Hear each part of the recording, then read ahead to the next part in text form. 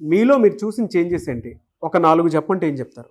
బేసిక్‌గా నాకు like BTech నుంచి ఇక్కడికి వచ్చిన డిఫరెన్స్ ఏంటంటే 0% తోని వచ్చాను. Java coding like Java language గురించి నాకు అసలు పర్టిక్యులర్‌గా నో ఇన్ఫర్మేషన్. సో ఇక్కడికి వచ్చాక నేను చేంజ్ చేసుకుంది ఏంటంటే లైక్ కాన్ఫిడెన్స్ ఎలా చేయాలి ఏందో వే ఆఫ్ స్పీకింగ్ కూడా నేను లైక్ కమ్యూనికేషన్ స్కిల్స్ కూడా ఇంప్రూవ్ చేసుకున్నాను.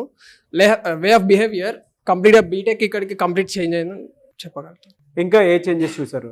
కమ్యూనికేషన్ స్కిల్స్‌లో గానీ, ట్రైనింగ్ పీరియడ్‌లో మీరు నేర్చుకున్నవి, తెలుసుకున్నవి, మాక్ ఇంటర్వ్యూస్ వాటిలో ఎలాంటి చేంజెస్ చూసారు?